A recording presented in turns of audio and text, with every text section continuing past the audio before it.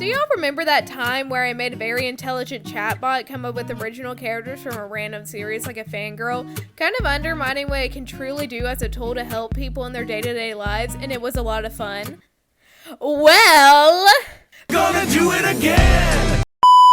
Back at it again, but this time it's the villains of the story. I was planning to do part 2 since I did part 1, but I really didn't expect to like the characters in part 1 and try to make a cohesive story out of them as much as I did. And with these main bads coming into play, they changed the story up so much that it's so off the rails it isn't even in the same country. I thought it was just going to be a cute, wholesome comfort story, but no. It's not. There are more antagonists in this, but these are the 3 main ones that I asked Chatgpt to make. I know there are a lot of people who complain about the villains in Keeper of the Lost Cities not being good or bad enough, so let's see if Chat can do any better. And it seems Chat followed Shannon's lead because there's already a big plot twist in the first part, I swear. Let's see who the first one is, shall we? So pretty, you're so popular. It was strange how simpler to make Chat give me villains and heroes it was. Maybe it was because I knew how to ask now, but it was a different experience, I swear. This woman is the mastermind behind the entire operation. The brains, the brawn, the queen of the castle. Get down, you dirty rascal! You shall not defy her, otherwise you might end up losing your head. Yes, she will rule the world. Let's see how it goes creating Valaria. Name, Valaria Nightshade. Nightshade! Nightshade! Your eyes do not deceive you. Your ears do not hear wrong. She has the same last name as Aiden! One of the children I created in the first video! It seems that Aiden has a grandmother. Background. Valaria Nightshade hails from a long line of powerful elves known for their mastery in shadow magic. I'm guessing shades. However, unlike her ancestors who used their abilities for good, Valaria has become consumed by darkness and has sought to dominate the lost cities. She was once a talented prodigy attending Foxfire, but her lust for power corrupted her, turning into a formidable and malevolent force. Appearance. Valaria has sleek, obsidian black hair that falls to her waist, contrasting sharply with her pale, almost ghostly complexion. She should meet up with Bespra. They could be contrast buddies. Her eyes are a striking icy blue, and she has a slender, graceful figure. She is dressed in flowing, dark robes, adorned with intricate silver embroidery, reflecting her affinity for shadows. Abilities. Valaria possesses exceptional skills in shadow manipulation and illusion magic. She can bend and shape shadows to conceal herself, move silently, and manipulate the minds of others. Her illusions are so realistic they can deceive even the most astute elves. Valaria also possesses an uncanny ability to tap into the darkest emotions of those around her, using fear, anger, and despair to gain control over others. Personality. Valaria is driven by a thirst for power and domination. She is cunning, manipulative, and has a knack for exploiting others' weaknesses. She is a master strategist and always thinking several steps ahead to achieve her goal. Valaria is cold and calculating, rarely showing any genuine emotions. She believes that the strong should rule over the weak and sees herself as the rightful ruler of the Lost Cities. Motivations. Valaria resents the elitist society of the Lost Cities and despises the Council's rule. She believes that her family's shadow magic should have placed them at the top of the social hierarchy, and she seeks to reshape the Lost Cities into a place where power is truly in the hands of those who deserve it most, herself and those loyal to her cause. Her ultimate goal is to overthrow the Council and establish herself as the supreme ruler. Backstory. Valaria's descent into darkness began after a series of personal setbacks and perceived injustices.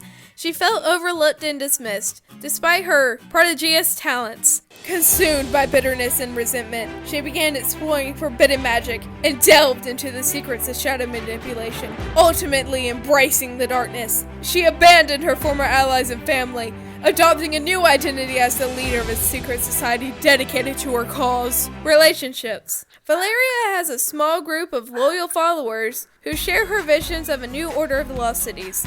These individuals are drawn to her charisma, intelligence, and promises of a better future. She is known for her ability to manipulate others, but her relationships are purely transactional, serving her ultimate goal of gaining power. Conflict. Valaria's actions bring her in direct conflict with the protagonists of the Keeper of the Lost City series.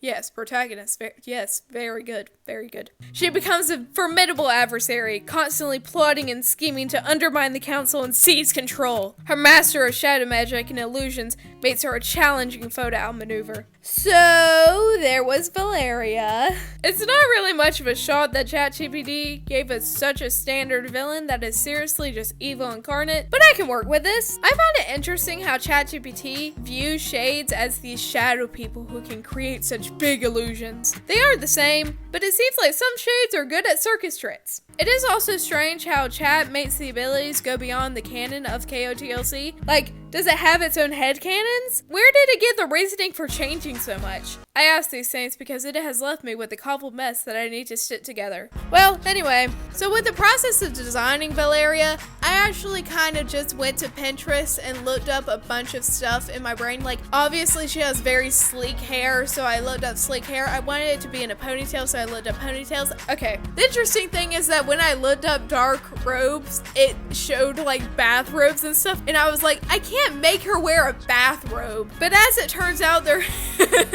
I did make her wear a bathrobe, but basically her outfit is kind of designed off a bathrobe, which is an interesting thing to think about, but just don't tell her, she doesn't know. And with her personality, I feel like I changed it quite a bit. Not much, but quite a bit. I mean, she's still cunning and manipulative and stuff, but she's also just like kind of a caring little grandmother sorts. Like, you can tell on the outside looking in that she is very villainous, but when you get to know her better, you actually find yourself completely drawn to her and her personality. And she also will just kind of get on to you for like not doing the things that she wants you to do, like a grandmother would. And it's obviously different because your grandmother can go, oh baby, you can't steal, it's not good. But then she'll go like, oh baby, you can steal, why aren't you doing it? That's kind of the only way I can actually see her. It's such a distorted little mess in my brain. I'm trying my hardest here. So I added some small changes to her backstory on the fact that, well, she was kind of having injustices in the Lost Cities because, you know, in book 7 where like Tam's mentor was like, oh, you only care about the light in this world, you never embrace the darkness. She's kind of like that, but evil. She kind of resents the Lost Cities for praising the light so much when darkness is just as beautiful to her. And with her entire backstory, she fell in love, they had twins, and her husband seriously left her when she had twins because he thought she was like impure or something. And so she was left as a single mother. And that made her resent the Lost Cities more because, oh, how dare you, my sons are perfect. And then her sons went to grow up and get married, and that's how she ends up with Aiden as her grandson. So I'm not gonna reveal too much with this, but her relationship with Aiden is really just like kind of like the relationship between Rapunzel and Mother Gothel in Tangled, but just a little more supportive.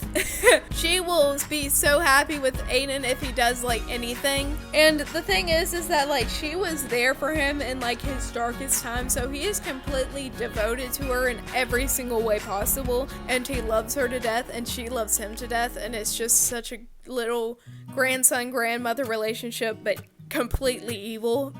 So unsurprisingly, we got a pretty generic villain, and I don't feel like I did a good job explaining how I changed her that much. I hope I can clarify later in the video, but it's kind of just a big jumble, and I feel like I did better creating different things for the next 2 villains that are gonna come up, but as of this moment, she's just kind of the main bad. She's the supreme ruler, she's the queen of the castle. Get down, you dirty rascals. I'm the queen of the castle. Get down, you dirty rascal. Well, that was Valaria. She's a pretty standard villain, so let's see if the next one is any better. How do you ride like you're running out of time? Gotta love this guy. He's a standard villain, but he has something about him that makes him interesting in the Lost Cities. So that's always fun. How about I reveal to you what that is? Name, Asher, Nightshade. Aiden, your entire family is evil. He's the grandson of Valaria and Aiden's cousin. For some reason, the twin sons of Valaria were like, we should totally have our children have names that start with A and also be human names. Don't ask why, I don't understand myself. Anyway, appearance. Asher Nightshade is a striking figure with a tall and lean build, standing at around 6 feet. He has a strong jawline, piercing gray eyes that seem to hold a hint of mischief, and charcoal black hair that falls into disheveled waves. Asher's attire exudes an air of elegance and mystery, often opting for tailored suits in a shade of deep purple and black, complete with a silver pocket watch that he keeps close at hand. I forgot the pocket watch.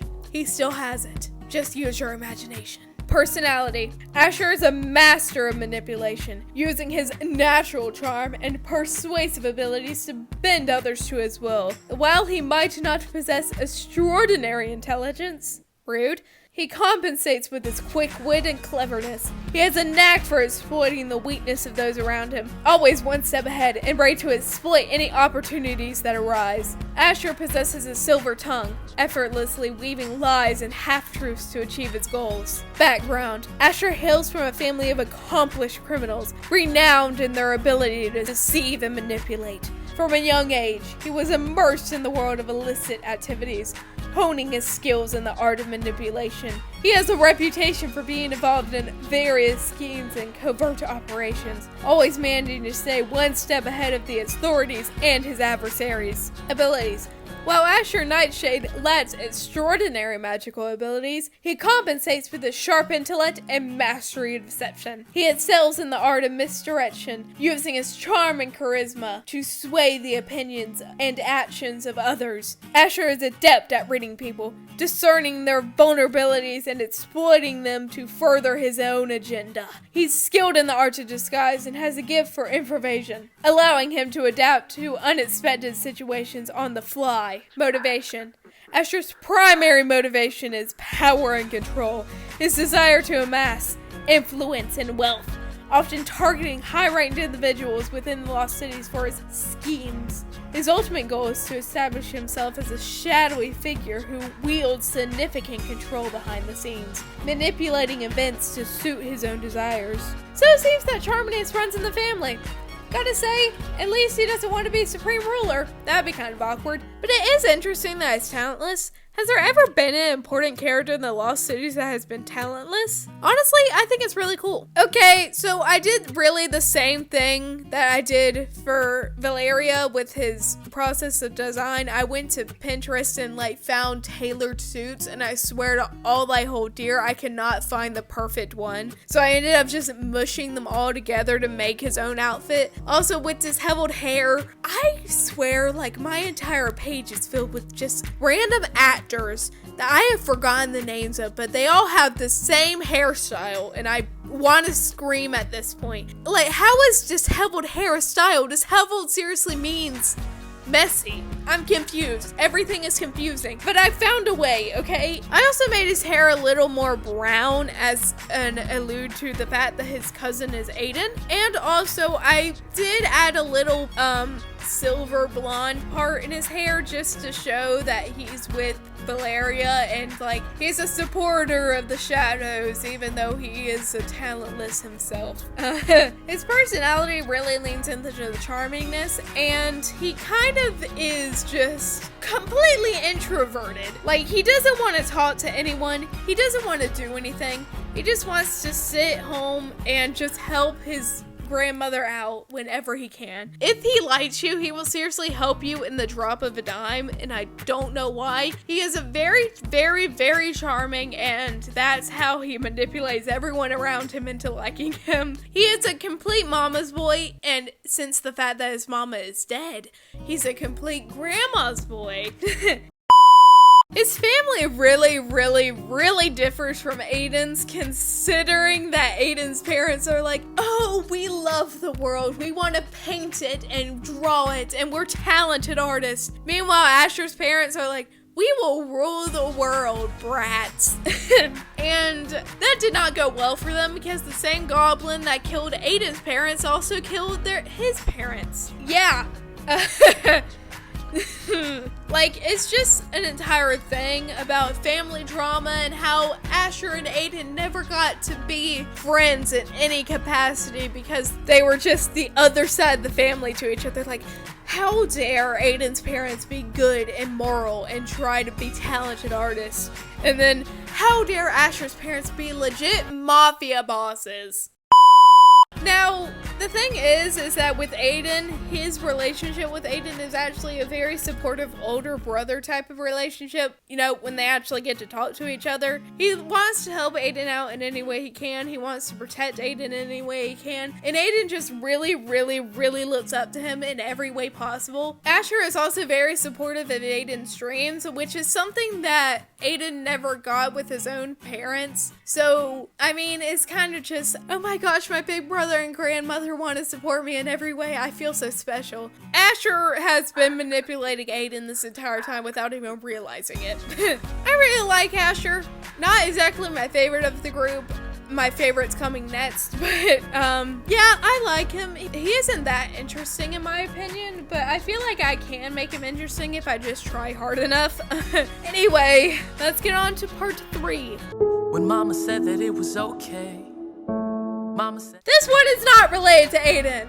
And also the hottest one out of the group. Okay, but when I first read her profile, I didn't like her. But now that I actually had thought about her more, I actually like her a lot. She has such a tragic backstory. However, her backstory wasn't generated by Chatgpt. It came from my own brain. So that's probably why I like her more now than when I just asked to make her. That's the thing. Human creativity is always gonna have more passion and love in it. Anyway, so here's Seraphina. You don't deserve that name, shrew. Name, Seraphina Darkthorn. Appearance. Seraphina Darkthorn is an enigmatic and alluring figure. She possesses an ethereal beauty with long, flowing silver hair that cascades down her back, contrasting against her midnight blue eyes that seem to hold an ancient wisdom. Seraphina has a slender yet graceful figure, often adorned in flowing robes in deep purple and black, adorned with intricately silver embroidery and delicate jewelry. I think the entire thing with Chatgpt and shades is that they think all shades wear black and silver, and I'm pretty sure that's because of Tam, but it's not. They can wear something else, chat. Personality. Seraphina is known for her captivating presence and bewitching charm. She has an air of mystery surrounding her, often leaving others guessing about her true intentions. She is a master of manipulation, skilled in using her allure and persuasive abilities to bend others to her will. Seraphina is calculated and patient, always planning her moves meticulously and staying steps ahead of her advisories. Good to know her and Asher have something in common. Background. Seraphina comes from a long line of powerful enchanters with a dark and storied family history. She was raised in seclusion, honing her magic abilities and learning the ancient arts of enchantment. As she grew older, Seraphina delved into forbidden knowledge, delving into darker aspects of magic to gain edge on her rivals. She has since become a feared and respected figure within the magical underworld. What the heck is the magical underworld? Abilities. Seraphina Darkthorn possesses a deep understanding of enchantment and manipulation magic. She is skilled in the art of illusion, able to create realistic and mesmerizing illusions that deceive even the most perceptive individuals. Seraphina can also tap into the emotions of others, manipulating their feelings to suit her desires. She has a particular affinity to shadow magic, using it to cloak herself in the darkness and move unseen. Motivation. Seraphina's primary motivation is to locate and acquire ancient artifacts of immense power. She seeks to harness the magic for her own purpose, believing that with their combined strength, she can reshape the world to her liking. Seraphina craves ultimate power and control. She will stop at nothing to achieve her goals, even if it means sacrificing others along the way. Okay, wow, Wow, she was a cookie cutter version of a villain. Gosh dang. I can see why she's with Valaria. I like how it doesn't say anything about her wanting to be supreme ruler, so now I am fully allowed to just have her operating in the shadows and be one of Valaria's closest advisors so that she can control what she wants, but not get in the way of the real queen. Designing her was really interesting because when I first read the profile that chat gave me, I swear somewhere it said she was seductive. I don't know where that was, and I can't find it now, and I did not read it out loud, so I guess I read wrong, but either way, I took that and ran with it. Because now, just her figure is just like she's trying to seduce you in some way or another. That sounds so wrong, I am so sorry. But basically, her design was the same with every single other character. I made a Pinterest board about it. It's called Keep Her Villain Things, Don't Worry About It. And the thing is that with her hair, like, oh my gosh, that gosh dang beast. It is so long, it is so wavy, it is so everywhere, and sometimes she wears it over her shoulder and sometimes she doesn't. It depends on her mood. And the entire thing with the silver hair was not vibing for me at all, so I actually made dark tips of it to kind of represent shadows and shades moving into the light of the silver. And no, I just wanted it to look cool. Don't know what the magical underworld is. It's probably Valaria's little thing. Instead of coming up with a cool name like the Never Seen, they were like, how about magical underworld? There's a lot of people in magical underworld, but there's only a few main people in there. So, you know, so with the changes of her backstory, I'm gonna have a warning here because this will contain just a young girl getting manipulated by men. So if that makes you uncomfortable, please skip to this part or click off the video entirely. And I hope you have a good day. So with her backstory, it was so lacking, and I really wanted her to show off just bad things happening within the nobles of the Lost Cities. So basically, she grew up with a family that wasn't that noble. They did stuff for the council sometimes, but that was pretty much it. They weren't exactly well off, but they weren't bad off either. So basically at 14, she kind of gets a job to just be a little kind of servant maid girl at this house for some emissaries. And so she goes to do that. And so she helps out the gnomes around it. It's all fine and dandy until like the man of the house tries to start manipulating her behind like his wife's back and stuff. Like it isn't that explicit. It's pretty tame compared to like other stories of stuff like this, but it really left an impact on her, and she tried to get away. She tried to tell her parents like, no, we need you to have a better life than us, please suck it up. So that also made her resent her parents.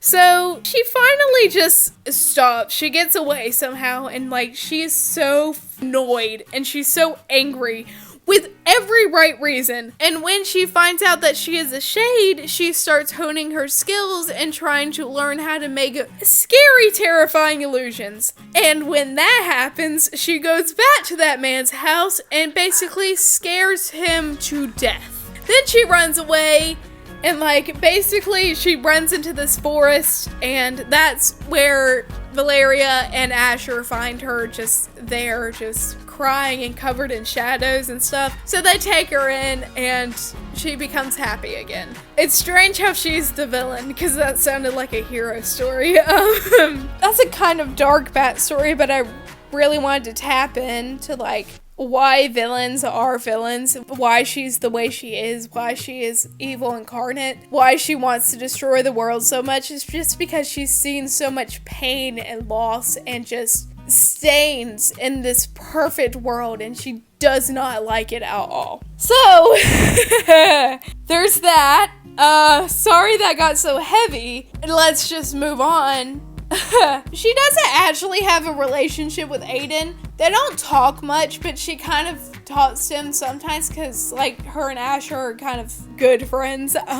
So, like, she talks to him sometimes. And like, the most impactful conversation that they have is just her talking to him about, like, what he wants to do in life and what his purpose is and why he feels so down about himself. So that's a pretty cute moment, considering that she keeps to herself about what she's been through. So when you just see moments of her, like, giving advice about certain things and stuff like that, it's just really, really sweet, I think, because, like, she's been through so much, yet she crawled out of it. And so, again, she's a villain. Like, this shouldn't sound like a hero story, but she's a villain. I really, really love her just by what I've done with her alone, and I really don't want to, like, hurt her in any way. I kind of want to redeem her some way, just because I would not be able to live myself if I didn't. So, there's that. That was Seraphina. I remember last time when I did this with my heroes, I said I did not have a favorite. This time I do have a favorite, and it's Seraphina. We went through an enemies to lovers relationship, I guess. I did ask Chatgpt about the relationship Seraphina and Asher had, just because I wanted to know. So here it is. Spoiler alert. Do not get attached to this relationship dynamic because it changes quite a lot. Asher Nightshade and Seraphina Darkthorn have a complex and intriguing relationship, characterized by a delicate balance of attraction, rivalry, and cautious collaboration. Their paths often intersect as they navigate the intricate web that is the magical underworld, each vying for power and control in their unique ways. Initially, Asher is drawn to Seraphina's enigmatic nature and mesmerizing allure. He finds her captivating and recognizes her as a formidable force in the magical realm. Seraphina, in turn, is intrigued by Asher's cunning and charm, seeing him as a potential ally or rival depending on the situation. Their interactions are a delicate dance of manipulation and intrigue. Each recognizes the other's talent for deception and manipulation, leading to a mutual respect and wariness. They observe and study each other constantly, trying to decipher hidden motivations and weaknesses. While they occasionally find themselves on opposing sides of certain schemes or conflicts, Asher and Seraphina also recognize the benefits of collaboration. They may form temporary alliances, joining forces to achieve common goals that serve their individual ambitions. The relationship is a delicate balance of attraction and rivalry, with a constant undercut of tension. They are drawn to each other's power and charisma, yet always mindful of the potential dangers and risks that come with trusting one another. Are they dating? Okay, well, since these are my characters now, I proclaim them to be in a relationship. Thank you very much. So one thing is that, no, this is not the romantic relationship that chat said. Sure, they do have a delicate dance of manipulation and stuff like that. If you've ever read, like, Dance of Thieves, that's probably the best simile I can come up with for their relationship. And also, I want to say it's a bunch of jokes and just, like, trying to outmaneuver the other and impress one another. Like, one of them is just like, I'll handle this, and then they completely fail, and the other was like, no, let me, sweetie. And they're not doing a good job at it at all, but they love each other, and that's what matters. However, it is still a delicate dance, like chat said, and that's kind of something that I'm on the fence about, on if I should lean more into the angst or comedy side of the relationship, because the angst-filled part is really, really interesting, but it would most likely lead to their breakup, and I have no idea if I want to break them up or not in the story. I mean, it can have a great redemption arc. I mean, is it called a redemption arc when it's about a relationship? I don't know, but it could be a great redemption arc of them getting back together. But again, I don't know, and this story is a major work in progress and a legit nothing. I know nothing about it. I seriously, like, I just make it up on the spot. I do what I want. Like, there is no cohesiveness to this story.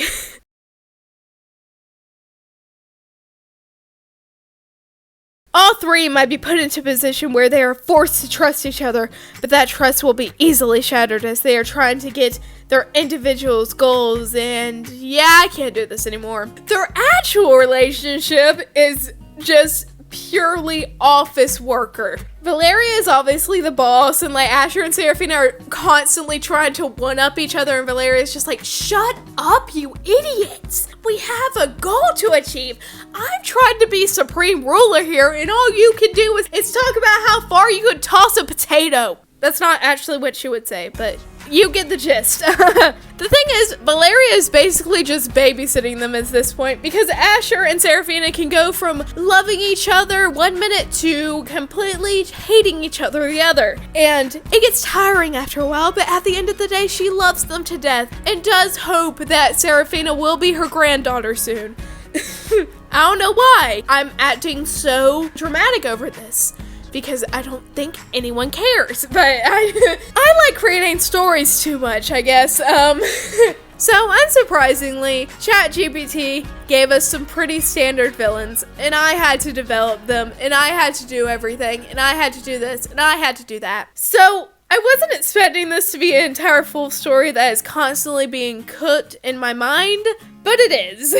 That's the thing. Chatgpt gave me a starting point, not a story. It can be a tool, not a replacement. Humans are drawn to humans and can see the work of a true breathing soul behind them. And that will always be the ending story. Chatgpt does scare me, but I do have the belief that most people are good and will go down the moral path of just being human. I know that's a very idealistic worldview, and feel free to bash me in the comments for it, but just let me have this. Thank you so much for watching. Bye. Best of luck to you. Oh my gosh. God, let my brushstrokes become interwoven